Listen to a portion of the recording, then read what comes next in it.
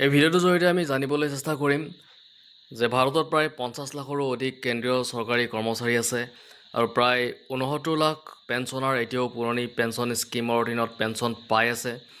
আনহাতে নতুন national pension system NPSত কিমান মানুহ আছে, পেঞ্চন পে'মেণ্টত দেৰি হৈছে নেকি আৰু চৰকাৰে কেনেকৈ ইউনিফাইড পেঞ্চন স্কিম আনিবলৈ চেষ্টা কৰিছে, এই সকলো তথ্য সংসদত প্ৰকাশ পাইছে।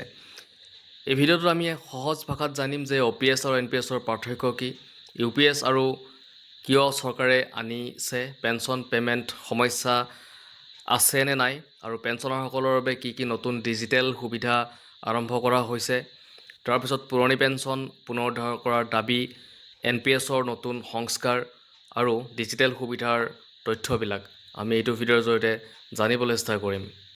তো এই কুৱেশ্যনকেইটাত ডিৰেক্টলি সুধিছে ফাইনেন্স মিনিষ্টাৰলৈকে আৰু ইয়াতে কুৱেশ্যনকেইটা হৈছে নাম্বাৰ 1ত দিছে, ক'ত দিছে বৰ্তমান নতুন পেঞ্চন স্কিম NPS আৰু পুৰণি পেঞ্চন স্কিম OPSৰ অধীনত কেন্দ্ৰীয় চৰকাৰৰ কৰ্মচাৰী আৰু পেঞ্চনাৰসকলৰ সংখ্যা কিমান, তাৰ শ্ৰেণীভিত্তিক বিৱৰণ কি। তো প্ৰথম কুৱেশ্যনটোত ইয়াতে সুধিছে যে কিমানখিনি আছে কৰ্মচাৰী আৰু পেঞ্চনাৰ, যিখিনি NPS আৰু OPSত শ্ৰেণী বিভক্ত হৈ আছে সেইখিনি সুধিছে। নাম্বাৰ 2ত সুধিছে 3টা বছৰত পেঞ্চন পৰিশোধত বিলম্বৰ কিমানটা ঘটনা ৰিপৰ্ট কৰা হৈছে, তাৰ কাৰণসমূহ কি কি। 3 বছৰত পেঞ্চন পৰিশোধৰ পলম হোৱাৰ কাৰণ ইয়াতে সুধিছে। নাম্বাৰ 3ত সুধিছে ৰাজ্যসমূহে পুৰণি পেঞ্চন স্কিম OPS পুনঃস্থাপনৰ বাবে কৰা দাবীৰ ওপৰত কেন্দ্ৰ চৰকাৰৰ স্থিতি কি আৰু ৰাষ্ট্ৰীয় পেঞ্চন ব্যৱস্থা NPSত প্ৰস্তাৱিত সংস্কাৰসমূহ কি কি। আৰু নাম্বাৰ 4ত সুধিছে পেঞ্চনাৰসকলৰ কল্যাণৰ বাবে ডিজিটেলাইজেশ্যন আৰু অনলাইন সেৱা বিস্তাৰৰ বাবে কি পৰিকল্পনা কৰিছে। তো দেখিলে আপোনালোকে গোটেইকেইটা কুৱেশ্যন আৰু এই কুৱেশ্যনখিনিৰ আনচাৰ কি দিছে আমি ইয়াতে চাবলৈ চেষ্টা কৰিছোঁ। ইয়াতে চাওক কুৱেশ্যনৰ আনচাৰ দিছে শ্ৰী পংকজ চৌধাৰী, ৰাজ্য বিত্তমন্ত্ৰী হয় তেওঁ উত্তৰকেইটা দিছে। তো নাম্বাৰ 1ৰ কুৱেশ্যনৰ আনচাৰটো তেওঁ এনেকৈ দিছে যে কেন্দ্ৰীয় চৰকাৰৰ কৰ্মচাৰীৰ সংখ্যা প্ৰায় 50.14 লাখ, NPS আৰু OPSৰ অধীনত থকা কেন্দ্ৰীয় চৰকাৰৰ পেঞ্চনাৰসকলৰ শ্ৰেণীভিত্তিক তলত দিয়া হৈছে। তো কিমানখিনি আছে আপোনালোকে চাওক।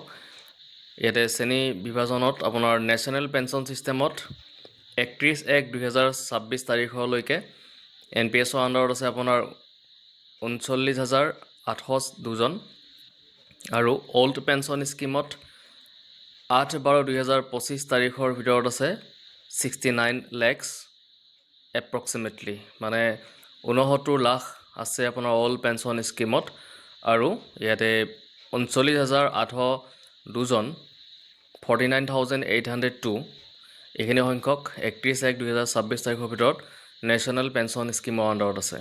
তো দেখিছে আপোনালোকে ইয়াতে সেইখিনি দিছে। নাম্বাৰ 2ৰ কুৱেশ্যনৰ আনচাৰটোত আহিছোঁ। ইয়াতে লিখিছে চৰকাৰ PFRDAৰ NPSৰ অধীনত গ্ৰাহকসকলৰ বাবে এনুইটি ছাৰ্ভিচ প্ৰভাইডাৰ্ছ ASPৰ দ্বাৰা মাহেকীয়া পেঞ্চন পৰিশোধত বিলম্ব হোৱা কোনো ঘটনাই ৰিপৰ্ট হোৱা নাই। তো যি 2 নম্বৰ কুৱেশ্যন যি কৈছিলে যে বিলম্ব হৈছে নেকি বা পলম হৈছে নেকি পেঞ্চন পৰিশোধ কৰাৰ ক্ষেত্ৰত, আৰু ইয়াতে যিটো এনুইটি ছাৰ্ভিচ প্ৰভাইডাৰ্ছ আছে আৰু তাত মাহেকত দিয়া পেঞ্চন পৰিশোধত কোনো ধৰণৰ বিলম্ব হোৱা নাই বুলি ইয়াতে ৰিপৰ্ট কৰিছে বা মানে ঘটনা ৰিপৰ্ট হোৱা নাই বুলি কৈছে, মানে পৰিশোধত বিলম্ব হোৱা নাই বুলি কৈছে। তো নাম্বাৰ 3ৰ কুৱেশ্যনৰ আনচাৰটো এনেকৈ দিছে যে ৰাজ্যসমূহত OPS পুনঃস্থাপন কৰা সম্পূৰ্ণভাৱে ৰাজ্য চৰকাৰৰ নীতিৰ ওপৰত নিৰ্ভৰ কৰে, কিন্তু CAGৰ সাম্প্ৰতিক ৰাজ্যিক বিত্তীয় অডিট প্ৰতিবেদনত ৰাজ্যসমূহে OPSলৈ ঘূৰি গ'লে তাৰ আৰ্থিক প্ৰভাৱৰ কথা উল্লেখ কৰা হৈছে।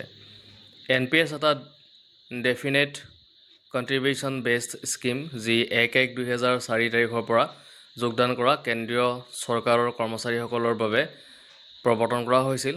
এই কৰ্মচাৰীসকলৰ পেঞ্চনৰ সুবিধা উন্নত কৰাৰ বাবে তৎকালীন বিত্ত সচিবৰ সভাপতিত্বত এখন কমিটি গঠন কৰা হৈছিল যিয়ে NPS সংশোধনৰ বাবে পৰামৰ্শ দিছিল। এই কমিটিৰ আলোচনা অনুসৰি ইউনিফাইড পেঞ্চন স্কিম UPS নামৰ এটা বিকল্প NPSৰ অন্তৰ্গতভাৱে প্ৰৱৰ্তন কৰা হৈছে, য'ত অৱসৰৰ পাছত কেন্দ্ৰীয় চৰকাৰৰ কৰ্মচাৰীসকলক ডেফিনেট বেনিফিট প্ৰদান কৰিব পাৰি। তাৰপিছত নাম্বাৰ 4 নম্বৰ কুৱেশ্যনৰ আনচাৰটো এনেকৈ দিছে চৰকাৰে ভাবিষ্যা নামৰ কেন্দ্ৰীভূত পেঞ্চন প্ৰচেছিং ছফ্টৱেৰৰ জৰিয়তে নতুন একক সৰল পেঞ্চন আবেদন ফৰ্ম আৰম্ভ কৰিছে, যি সকলো কেন্দ্ৰীয় অসামৰিক মন্ত্ৰালয় বিভাগৰ বাবে বাধ্যতামূলক কৰা হৈছে। তো দেখিছে ভাবিষ্যা নামৰ এটা ইয়াতে প্ৰচেছিং ছফ্টৱেৰৰ জৰিয়তে ইয়াতে পেঞ্চনৰ আবেদন ফৰ্ম ইয়াতে আৰম্ভ কৰা হৈছে বুলি ইয়াতে কোৱা হৈছে। তো আৰু এইটো বাধ্যতামূলক মানে প্ৰত্যেকটো বিভাগৰ বা কেন্দ্ৰীয় অসামৰিক মন্ত্ৰালয়ৰ ক্ষেত্ৰত ইয়াতে আৰু প্ৰতিটো বিভাগৰ ক্ষেত্ৰত কি কৈছে বাধ্যতামূলক কৰা হৈছে বুলি ইয়াতে কোৱা হৈছে। ইয়াৰ উপৰিও চৰকাৰে নাগৰিকসকলক ডিজিটেলভাৱে সক্ষম কৰাৰ উদ্দেশ্যে ডিজিটেল লাইফ চাৰ্টিফিকেট অৰ্থাৎ DLC ব্যৱস্থা আৰম্ভ কৰিছে। NPS-ত লামচাম উত্তোলন আৰু এনুইটি প্ৰক্ৰিয়া সম্পূৰ্ণভাৱে ডিজিটেল, য'ত গ্ৰাহকে অনলাইন জৰিয়তে এক্সিট অনুৰোধ দাখিল কৰি এনুইটি লাভ কৰিব পাৰে। বিভিন্ন ইমেইল আৰু SMS-ৰ জৰিয়তে গ্ৰাহকসকলক তথ্য দিয়া হয়। লগতে জীৱন প্ৰমাণপত্ৰ দাখিলৰ সুবিধাও ডিজিটেল পদ্ধতিত উপলব্ধ।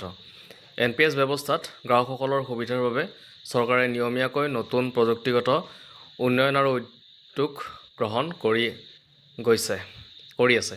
তো দেখিছে আপোনালোকে গোটেইখিনি কুৱেশ্যনৰ আমি আনচাৰ ধুনীয়াকৈ ইয়াতে আলোচনা কৰা হ'ল। আৰু যদি ভিডিঅ'টো ভাল লাগিছে লাইক, শ্বেয়াৰ, ছাবস্ক্ৰাইব এটা কৰি দিব।